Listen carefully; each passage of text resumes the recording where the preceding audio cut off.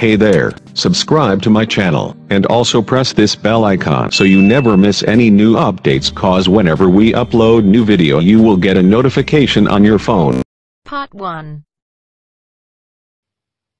In this test you will hear a number of different recordings, and you will have to answer questions on what you hear. There will be time for you to read the instructions and questions, and you will have a chance to check your work. In the IELTS listening test, the recordings will be played once only.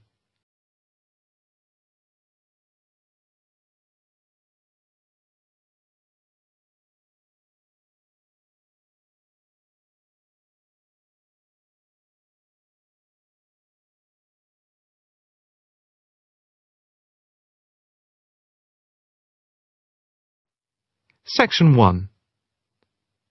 You will hear a woman asking about membership of a society. First, you have some time to look at questions 1 to 4.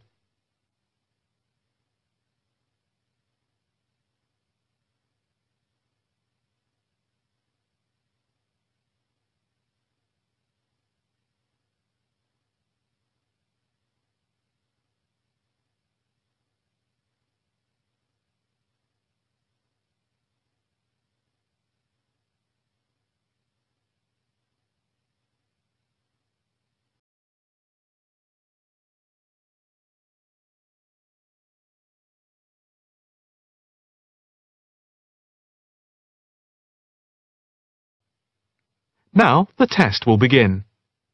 You should answer the questions as you listen, because you will not hear the recording a second time. Listen carefully and answer questions 1 to 4. Hi. I'd like some information about joining the International Arts Society. That's no problem. What exactly can I help you with? First of all, I'd like to know about the membership fee. Well, there are 2 types of membership. Can you tell me what they are? First, there is lifetime membership, which means that you can have access to all the facilities at the Society itself and all exhibitions. Plus, you can have discounts to various events at affiliated arts organisations here and abroad.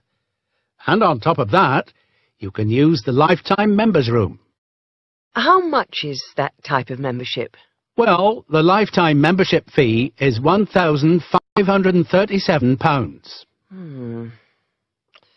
OK. It's rather a lot to pay in one go. What about the other membership? The ordinary membership, that's £193 per year. That sounds a bit more reasonable. What does that entitle you to? You can visit the Society, including the exhibitions, the library, and follow the arts programmes on weekdays during the opening times from 10 a.m. to 9 p.m. and at the weekend between 10 a.m. and 5 p.m. On Saturday, if there's a special event like a lecture or restricted showing of an exhibition, then it opens until 9 p.m. So, what is the difference between this and the lifetime membership? In the long run, you save money as you're making a one-off payment, and you have exclusive use of the lifetime members' room. OK. What arts programmes do you run? Well, the Society has a very extensive programme to cater for all tastes. There's a series of exhibition rooms for the permanent collection of paintings, watercolours and sculpture. And then there's a new exhibition area which opened at the beginning of the year. And we run a series of courses and lectures to go with the exhibitions. Can I ask about the lectures? What is scheduled for this year? The latest list is in this leaflet. Oh, yes. That looks very good. Are all the exhibitions, etc., free if I join? Yes, everything is free. That's fair enough. I think in that case I'll join. Before you hear the rest of the conversation, you have some time to look at questions 5 to 10.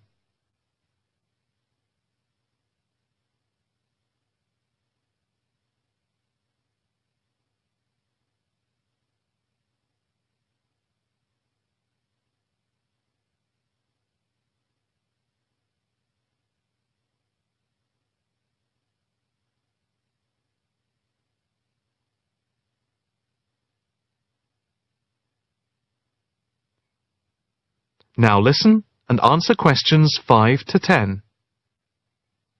I just need to take your name, address and telephone number. First, your name. Margaret Rochester. I take it that's Rochester. Yes, that's it. And the address? It's 55 Stone Avenue. OK. Avenue. And the postcode? Let's see. It's MA7 4PQ. And a daytime telephone number? Can I give you my work number? Yeah, that's fine. It's 0207 895 2220, and the extension is 6633. Can I pay by credit card? Yes, of course. Do you want to pay for the full year at one time or by monthly instalments? You pay £4 extra a month if you pay by instalments. OK. I think I'll pay by monthly instalments. Right. If you just complete this form, then we can set up the monthly payments. OK. If you just put your PIN number in the machine, I can deduct the first month's payment. Right. That's gone through. Here's your card. I now just need to take your photograph over here, and then I can put it on your membership card. OK. That's it. I'll just print out your membership card. Right, here you are. Thank you. By the way, can I bring any friends to the Society exhibitions and lectures? With the ordinary membership, we can issue a day pass once a fortnight, which allows you to bring a friend in. But you have to accompany them. Thank you. Can I go in now? Yes. You just swipe your card here. That is the end of part 1. You now have half a minute to check your answers.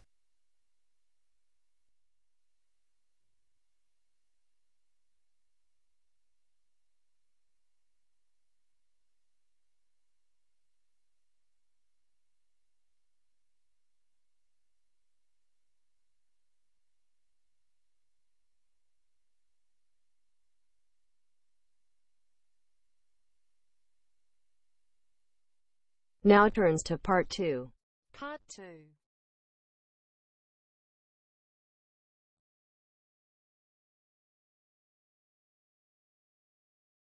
Section 2. You will hear a speech to a group of volunteers preparing for a town's anniversary celebrations. First, you have some time to look at questions 11 to 15.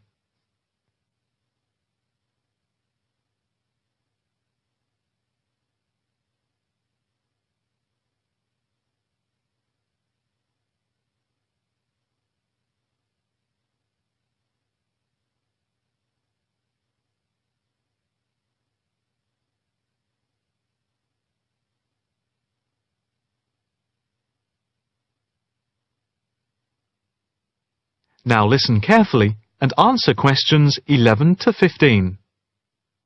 And now for the preparation plans for the town's 250th anniversary celebrations. We are going to follow the same system we had last year, but with a few changes to increase the party spirit. First of all, this time we are going to make the concert on the beach open to everyone without charge. This is because we have been given money by the council for the celebration, and also because last year we had so many problems with keeping people out who had not paid. And on top of this, people will not have to pay for refreshments either, as these are being donated. Right now, we are going to divide into 4 teams. The first one, the beach team, will be responsible for cleaning up the beach on the Saturday morning, picking up litter, bottles, plastic bags, wood, and anything else that's lying around. Everyone is meeting at the beach shop at 8 a.m. It's an early start, but we want to give everywhere a good thorough clean. We have had permission from the council to close the beach to get it ready for the anniversary celebration on Sunday.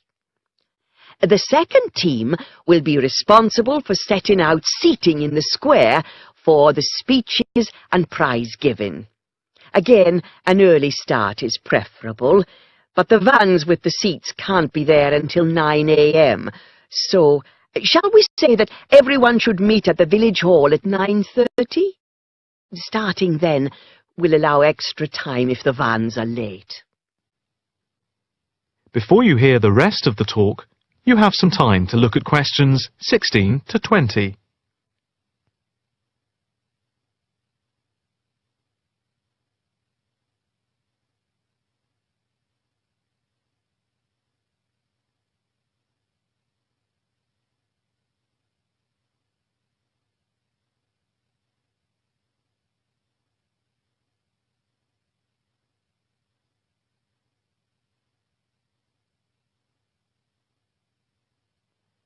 Now listen carefully and answer questions 16 to 20. Now, the third team will be the judges. For each of the various competitions, we will have 3 judges. On the whole, they will have had experience of judging before. There will be a boat race, a swimming competition, and the best fancy dress. A cash prize will be given to the winner in each category, and for the 2 runners-up, there will be book tokens. There is a sponsored mini-marathon, and by the deadline, lunchtime today, we had 263 applicants, with ages ranging from 15 to 60. That's 80 more than last year. Each entrant has paid a £20 registration fee to enter, and all the profits will go to the local children's hospital to help fund much-needed specialist apparatus. The fourth team consists of the wardens for the day itself. We are expecting at least 10,000 people, if last year is anything to go by. The fields near the entrance to the beach can be used as car parks, and we need wardens to help make sure the actual parking is more organised than last year, which was a mess. We also need someone to be in charge of the first aid, which will be at the entrance to the beach. Finally, we need some volunteers for the clean-up. Last year we didn't do this very well, and so the council has agreed to provide large bags to collect all the recyclable material like glass and plastic, etc. But we have to deal with the rest, like leftover food, ourselves. We don't want to leave piles of rotten food around or dangerous bottles. That is the end of part 2. You now have half a minute to check your answers.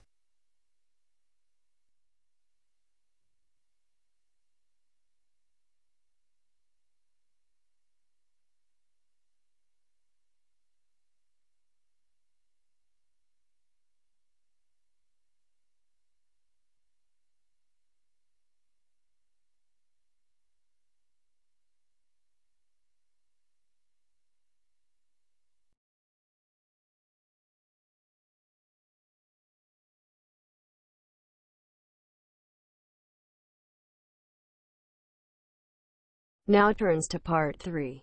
Part 3.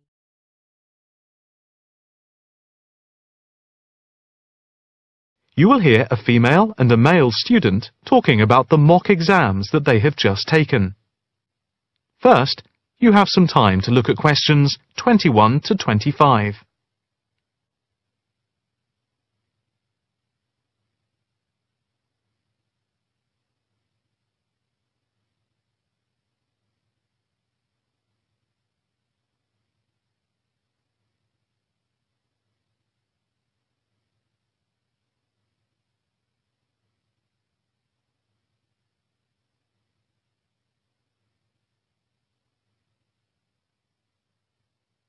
Now listen carefully and answer questions 21 to 25. So, what did you think of the practice exams last week? You mean the mock exams? Yeah, I thought some of them were tough.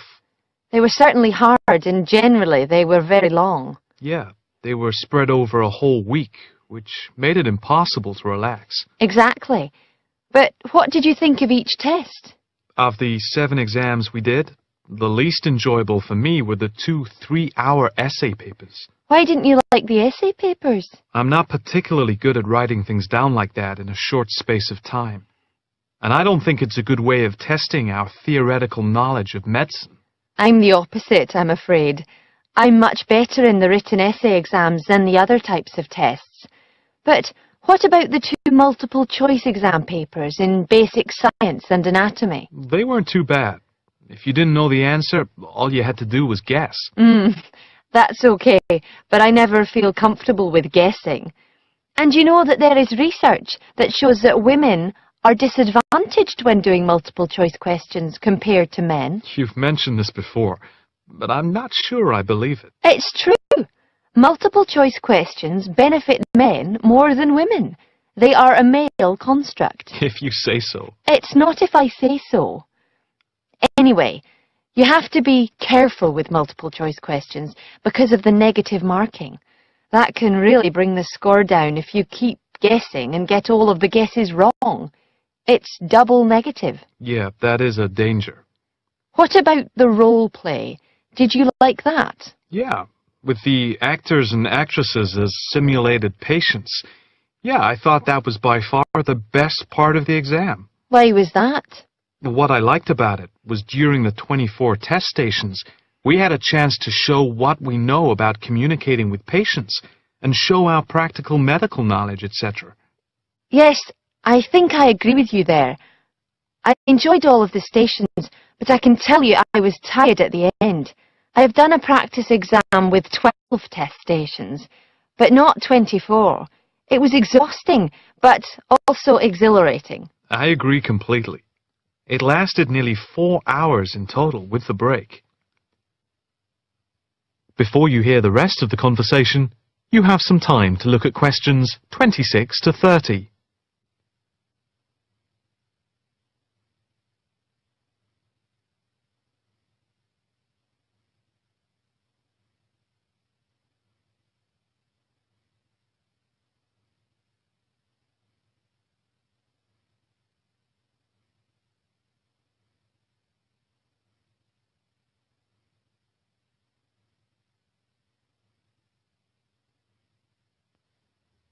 Now listen carefully and answer questions 26 to 30. What did you think of the other 2 exams? The 2 problem-solving tests? I didn't think I was going to handle them very well, but in the end I think they went better than I thought they would.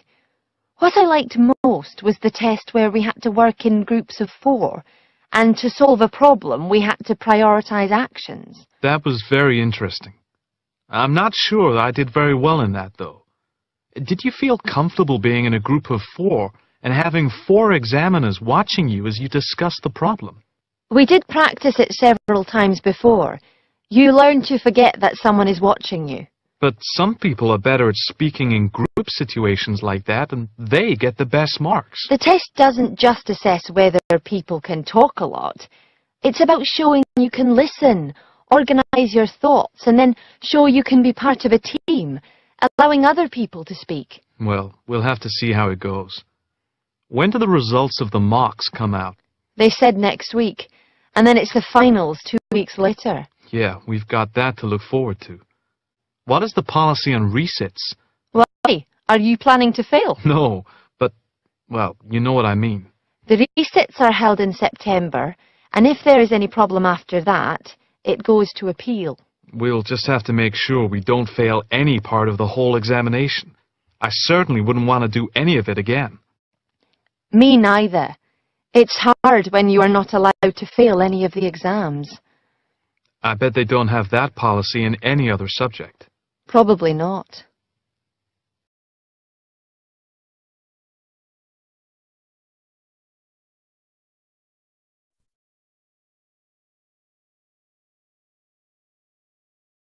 That is the end of part 3. You now have half a minute to check your answers.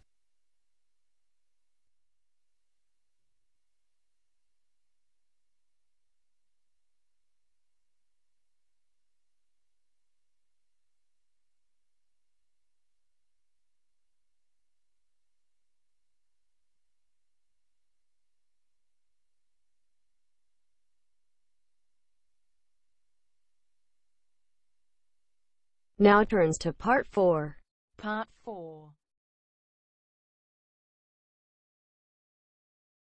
You will hear a talk on research in the Indian Ocean. First, you have some time to look at questions 31 to 40.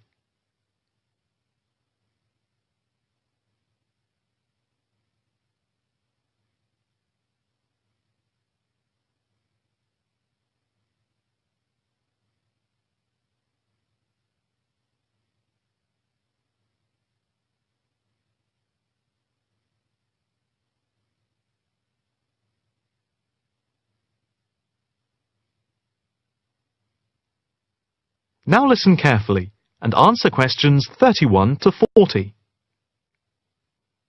In this, the first lecture in our series on the changing face of the oceans of the world, we are going to look at the Indian Ocean, into which the Oceanography Department at the Institute here in Australia has been doing pioneering research over the past 5 years.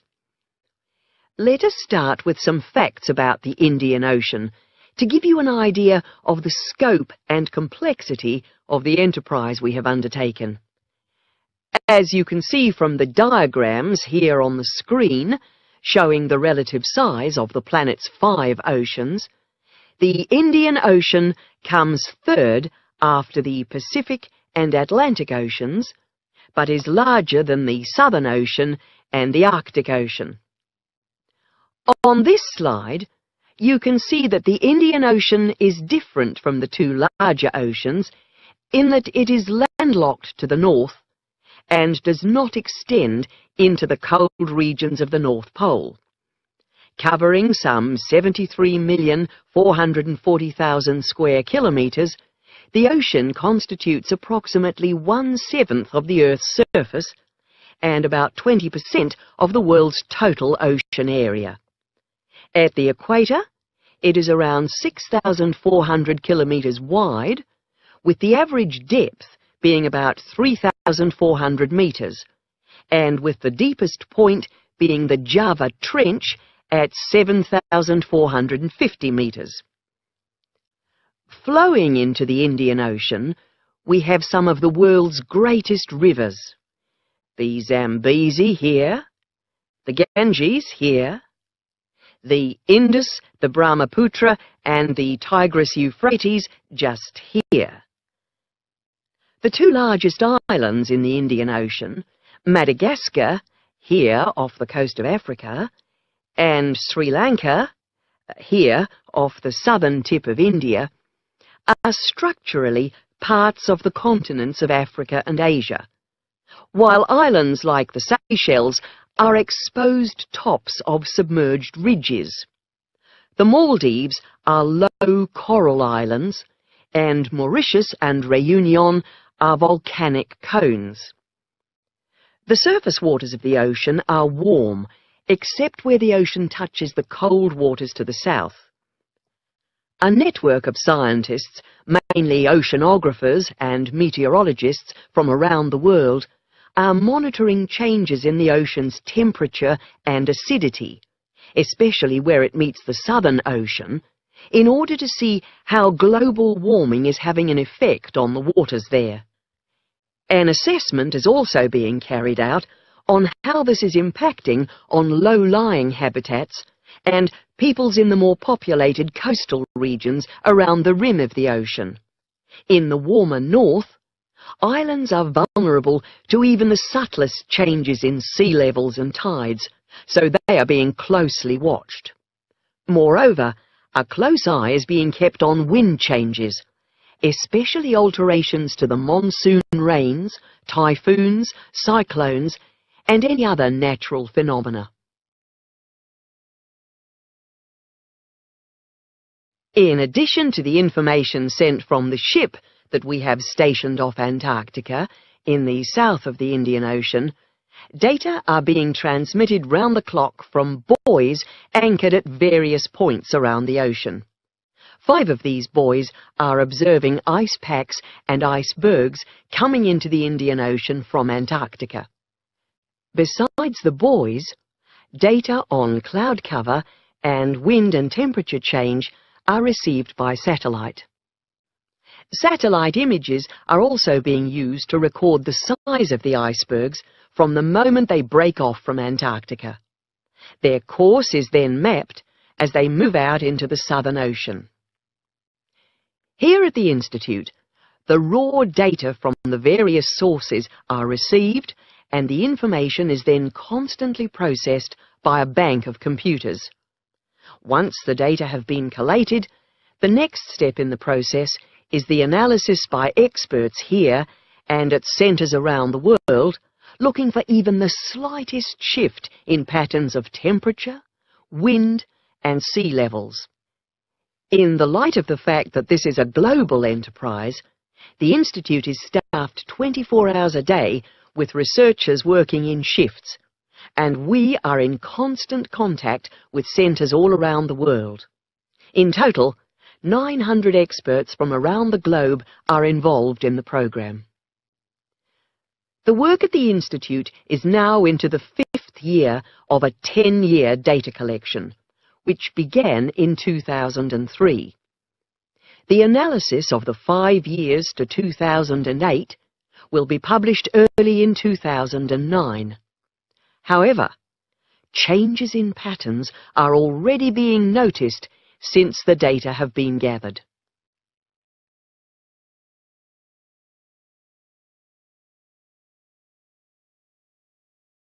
That is the end of part 4. You now have half a minute to check your answers.